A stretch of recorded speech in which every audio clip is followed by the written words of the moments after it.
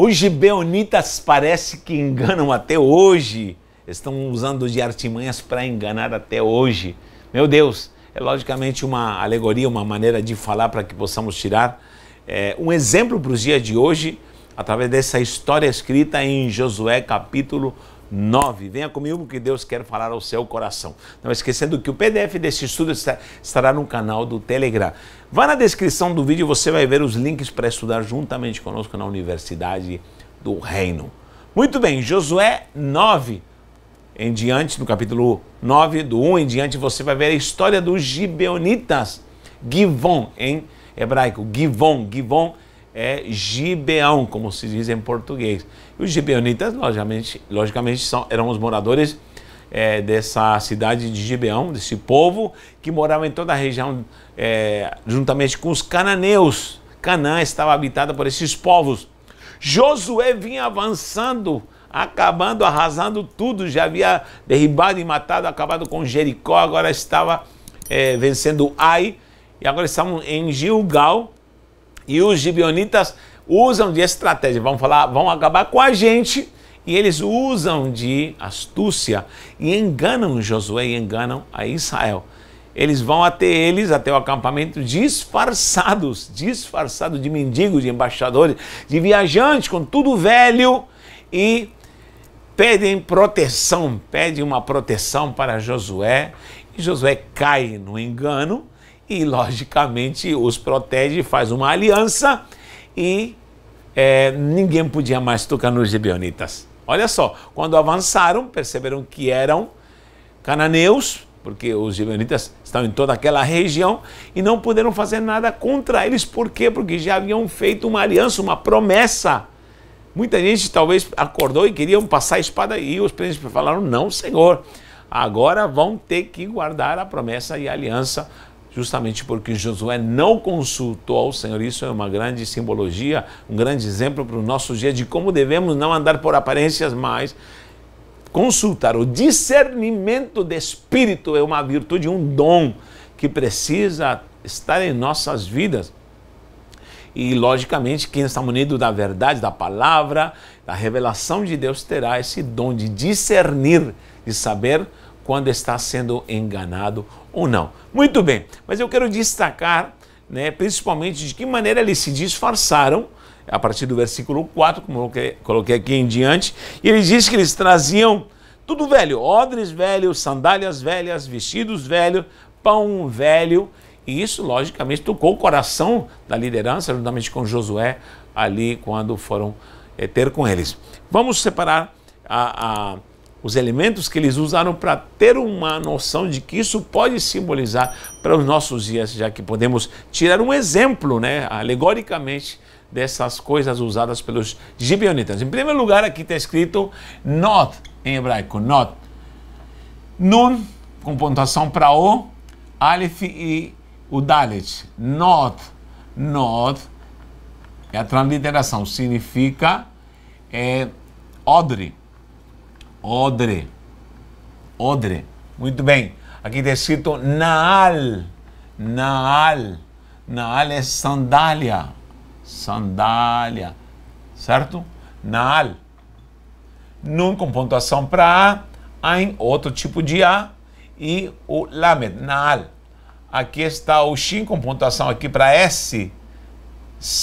Salmot, ou salmá, na verdade. Salmot seria no plural. Salmá. Meu Deus, vamos lá. Salmá. Salmá. Salmá.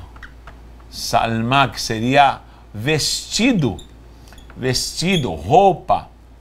Olha só, odre, sandália, vestido, salmá. Lembrando que aqui é pontuação para A. Quando o pontinho está aqui no Shin, é S. Sal, lame, sal, o mem, com pontuação para A, salmá. E o último aqui é lechem. Lechem. Lame, pontuação para E, o het e o mem sofrido. Lechem, que é pão.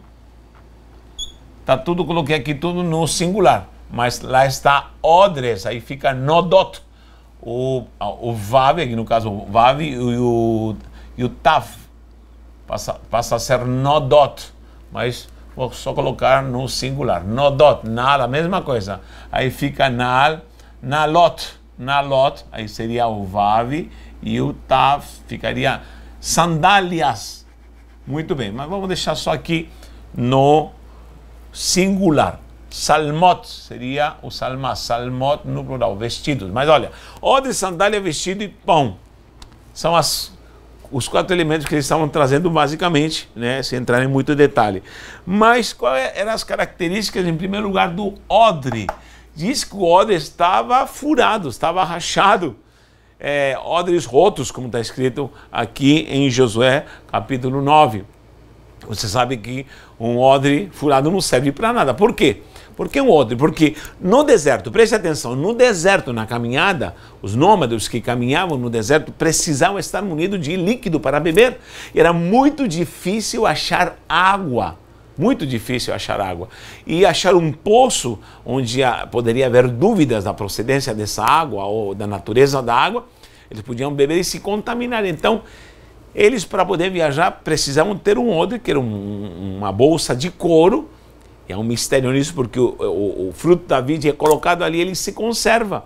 Só que nunca pode se colocar vinho novo em odres velhos. Ou seja, os dois têm que ser processados juntos. Então, eles guardavam e conservavam o vinho, que durava por muito tempo. Uma água, ela podia evaporar, uma água também podia também se decompor durante a caminhada. E não seria tão prática como andar com odre com vinho. E o vinho duraria por muito tempo, muito tempo. Então, o que acontece? Para não se desidratarem assim, existir a possibilidade deles morrerem, eles levavam esse vinho para beber, para estar bebendo e ao mesmo tempo estar assim prontos para a caminhada e não morrerem desidratados. Então, era necessário ter um odre ali para beber. Agora, preste atenção, jamais podia se jogar, como eu falei, vinho novo e odre velho, porque ele rachava. Então, o vinho na Bíblia é símbolo do amor, é símbolo dessa embriaguez, desse amor para com Deus. Lembra quando Jesus, em Caná da Galileia, isso é escrito em João, em Caná da Galileia, o primeiro milagre foi transformar água em vinho. Água em vinho. Ele trouxe uma simbologia perante um noivo que estava sem condição nenhuma, ou talvez muita gente já estava murmurando que esse casamento não ia dar muito certo, porque estava faltando o vinho principal. Isso é simbologia do amor, ou seja, Cristo é o que gerou essa ação sobrenatural do amor no casamento, simbolizada através da transformação da água em vinho.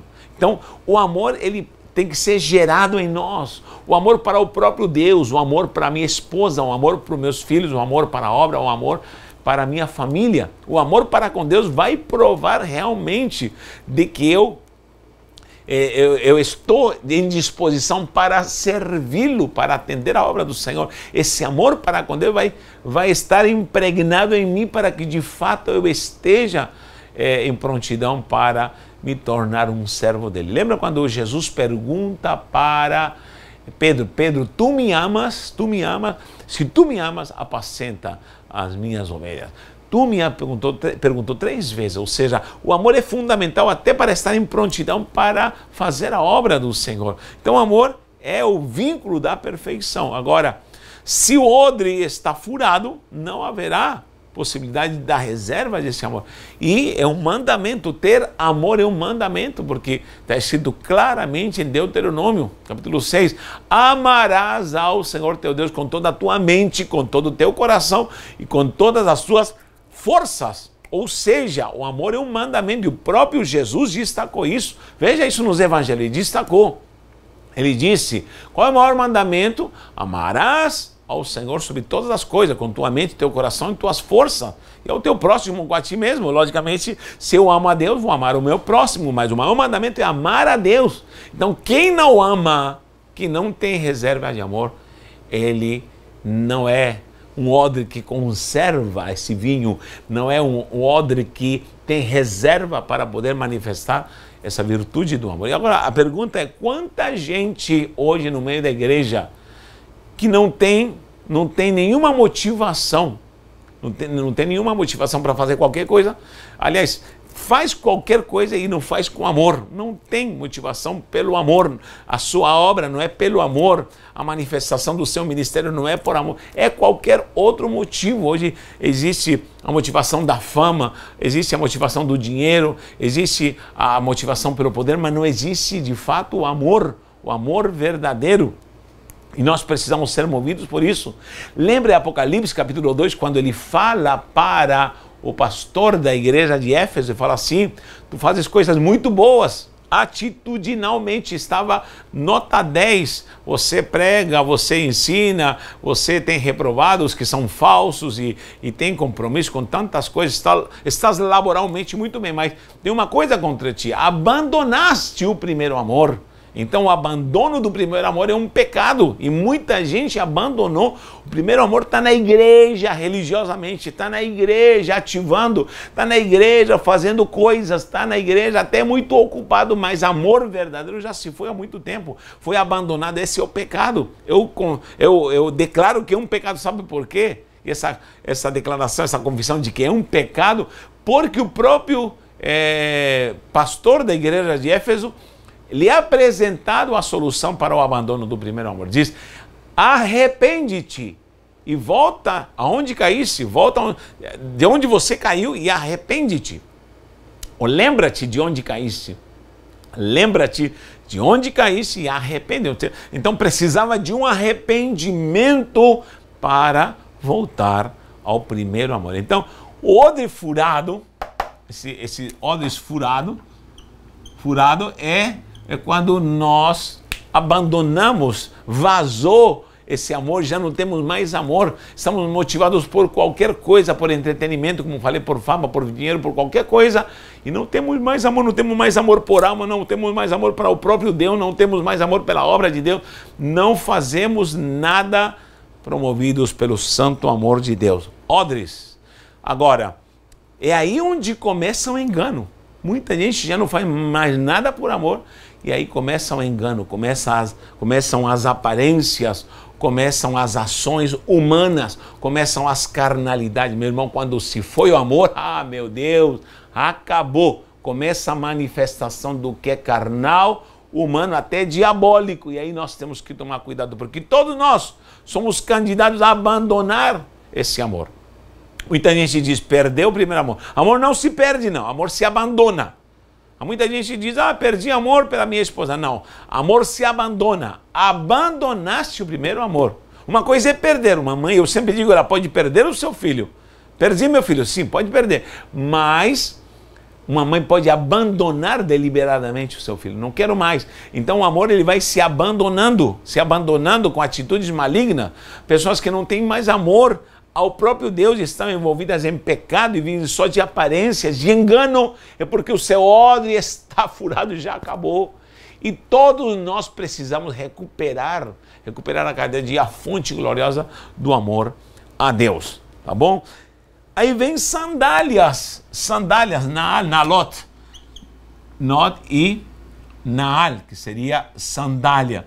A sandália, logicamente, era um calçado feito com correias de couro, naquele tempo, tudo feito de couro, e servia para andar na aridez, né, nas pedras rochosas do deserto. Meu Deus, sem sandália não dava.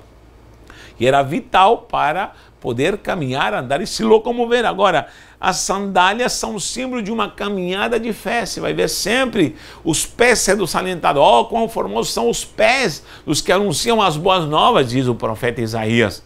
Lembra disso? Ou seja, há uma promessa de bênção para aqueles que têm uma caminhada com essa sandália. Quando você vê em Efésios capítulo 6, a armadura de Deus, capacete da salvação, couraça da justiça, sempre estou falando isso, cinto da verdade, escudo da fé, espada do Espírito e a sandália, calçado do Evangelho da paz, porque minha caminhada é numa caminhada do Evangelho da paz. E aonde eu entrar, eu devo levar a paz, o shalom. Somente quem vive amor vai viver o shalom e vai poder ter umas sandálias que o levam para uma caminhada do Evangelho. Agora, suas sandálias estavam todas furadas, todas quebradas, todas velhas. Como está a minha caminhada diante do Senhor? não andamos por vistas, por aparências, mas andamos numa caminhada de santidade, porque eu posso colocar uma máscara de uma caminhada santa e na verdade só Deus sabe quem eu sou. Como está a sua caminhada? Por onde você tem andado levando o evangelho da paz? Você tem o calçado do evangelho da paz que te leva a promover esse evangelho em casas, em valados, em hospitais, em qualquer lugar onde você é guiado por uma caminhada gloriosa, promovida pelo Espírito Santo de Deus, pregando, anunciando as boas novas do reino de Deus. Então, as sandálias velhas são pessoas que não querem mais andar numa caminhada santa do evangelho, não querem mais ver a paz do evangelho, porque o evangelho não é alegria, embora traz alegria, mas ele traz shalom. Shalom é muito mais profundo do que alegria. Aliás, eu digo, se for por alegria, meu irmão, eu já teria parado há muito tempo. Você sabia disso? Lembra da passagem do semeador? Preste atenção no que eu vou falar, passagem do semeador. Vá lá na passagem do semeador, anote aí. Na passagem do semeador, o semeador saiu para semear e a parte da semente que caiu na beira do caminho diz que foi tomada pelas aves, que simbolizam o inimigo que arrebata. Eles não entendendo, disse Jesus explicando a parábola, não entendendo a palavra, o inimigo lhe rouba. Se você não entende, o inimigo te rouba. Mas quando diz, caiu nas pedras, ela até brotou, mas depois secou porque não tinha raiz nas pedras. O que significa isso? Ele explica, ele diz, são as que recebem a palavra, o próprio evangelho com alegria. Alegria. Mas com o passar do tempo vai se secar. Por quê? Porque a alegria não é o suficiente para ser fiel a Jesus. Parece uma aberração que eu estou falando, mas escute bem. A alegria não é o suficiente para servir a Jesus. Amor sim, quando você ama. Por isso Paulo diz claramente em Romanos, nem o alto, nem o baixo, nem principado, nem potestade, quem me separará do amor de Cristo? Ele não diz que me separará da alegria de Cristo, não, porque às vezes vai ter agruras. Mas quem tem verdadeiro amor vai ter o shalom, que é a paz, o evangelho do calçado, que me leva a uma vida de shalom, o evangelho da paz. O shalom é uma harmonia no amor com Deus, onde eu estou harmonizado e de fato tenho paz. Porque de repente eu não tenho alegria, mas eu tenho paz. De repente eu perdi um familiar, nesses tempos de pandemia, enterrei tanta gente preciosa, chorei, não havia alegria, mas eu estava na paz. Às vezes não temos o que queremos. Já passei momentos de fome no meu ministério, de angústia, não tinha alegria, mas estava em paz, estava no amor e estava na paz. Então, o amor e a paz fazem parte da sustentabilidade para eu ser fiel ao Senhor. Só que hoje querem pregar o evangelho de alegria, só alegria. Não, o evangelho às vezes vai ser espinho, vai ser chicotadas, às vezes o evangelho vai ser perseguição. A pergunta é o quanto estamos calçando esse evangelho como um calçado do shalom, um calçado, esse nalot, ve shalom, ou seja, o evangelho da paz, onde eu vou viver em harmonia e amor para com Deus. Amém? Então veja bem, essa semente caiu nas pedras, brotou, símbolo dos que se alegram. Oh, alegria, aceitei Jesus. Mas vamos ver, um ano. A alegria continua, a alegria talvez já se foi. E começam as provas, começam as dificuldades, mas o amor, a paz, ainda que a figueira não floresça, ainda mesmo que será tudo ao contrário, o Senhor vai me dar shalom, uma paz, porque eu tenho um calçado glorioso. Agora, andar com um calçado velho são pessoas que só andam por aparências, só andam atrás de alegrias, só andam atrás de conveniências e enganam todo mundo, na verdade nunca foram fiéis a Deus, nunca foram fiéis ao Senhor, porque só vivem por circunstâncias. Terceiro, roupa, que é salmot, as roupas, salmot, tá bom? Roupas velhas. E a roupagem, a vestimenta também é símbolo de uma prontidão em santidade. Em Apocalipse diz, claro, a sua noiva está aqui, essa noiva que se ataviou, se vestiu de linho finíssimo. Então a igreja está vestida e também revestida.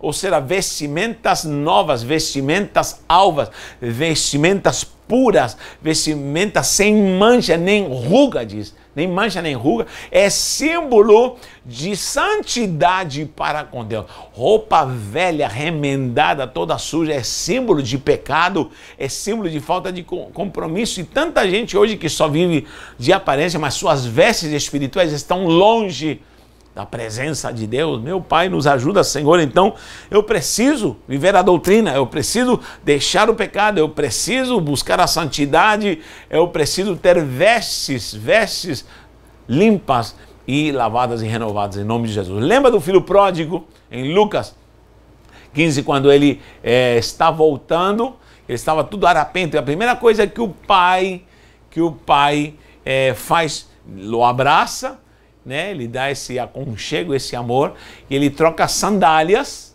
porque as sandálias estavam velhas, símbolo dessa caminhada no Evangelho. Ele dá vestes novas, logicamente dá um banho nele, ele dá vestes novas, significa o perdão e a santidade. E esse é o revestimento que temos. A justificação em Cristo é uma roupagem que Ele nos dá, que era dele e agora está em nós, porque fomos justificados e santificados por Ele. Louvado seja o nome do Senhor. Agora, devemos deixar a roupagem de aparências, mas devemos ter uma roupagem santa, gloriosa. Deixe o pecado, o engano e agora viva a santidade e uma roupa limpa diante do Senhor. Amém? Aí vem o pão, para terminar, o lechem. Salmai agora o lechem. Lechem, que é pão. Tá bom? Quando você vê a palavra lechem, você está também se referindo à luta em si pela sobrevivência. Já falamos sobre isso, a batalha, tudo que se refere à conquista, ao pão. Só que esse pão estava mofado. Por que estava mofado? Em primeiro lugar, o pão com fermento mofa mais rápido, acaba-se mais rápido. Sabia disso? Para andar no deserto, os povos do Oriente Médio, para poder viver no deserto, eles fazem um pão fininho, sem fermento, que é basicamente farinha, que é azeite, e logicamente os condimentos, que seria sal, para poder ter esse pão, ou até às vezes sem sal, e ele é colocado ali numa base de metal esquentada ali com lenha, e é um pão bem fininho, e ele é um pão que dura. Pão sem fermento dura mais. Nós sabemos que o fermento é símbolo, muitas vezes apresentado como um pecado. O pão asmo também, na própria peça, era comido porque era um pão que simbolizava um pão puro, sem fermentação. Porque o pão, olha só como é a aparência. O pão com fermento, ele incha muito rápido, fica todo fofão, porém dura pouco. É mais ou menos isso que está se vivendo hoje na igreja. Muita gente inchada, muitas igrejas inchadas por aparência, por isso, aquilo outro, ostentando, mas na verdade o conteúdo, a durabilidade é pouco. Esses avivamentos que nós vemos hoje em dia, que parecem tão profundos, mas na verdade são inchaços. Inchaços que duram pouco porque tem fermento, tem pecado no meio. Então, o pão bolorento é símbolo de um pão que está com fermento. Um pão que não vai durar muito. O pão bolorento, o pão verdadeiro, o pão asmo. O próprio Cristo ele falou que ele era o pão da vida, esse pão da vida que te vai sustentar na caminhada no deserto. É o pão sem fermento e, logicamente, o pão sem pecado, que é Cristo Jesus. E Ele vai te alimentar. Olha o que diz aqui para terminar em Josué. Em Josué, no versículo 12 em diante, diz assim, eles afirmaram isso: este nosso pão tomamos quente em nossas casas, no dia em que saímos para vir ter convosco, e ele aqui agora já seco e bolorento. E esses odres eram novos quando os enchemos de vinho, eles aqui já rotos, e essas nossas vestes e essas nossas sandálias já envelheceram por causa do muito longo caminho. Eu vou te falar, de fato, o caminho é longo. Como está a estrada para você caminhar com Cristo no Evangelho? Longo é o caminho. É hora de você estar em prontidão. Porque quem sabe um dia teu odre estava em prontidão, recebendo vinho, amor, paixão. E hoje esse vinho se acabou. Quem sabe, olha, as suas sandálias estavam em prontidão com o shalom, com a paz. E você era um pregador, saía, fazia, visitava, ia ao hospital.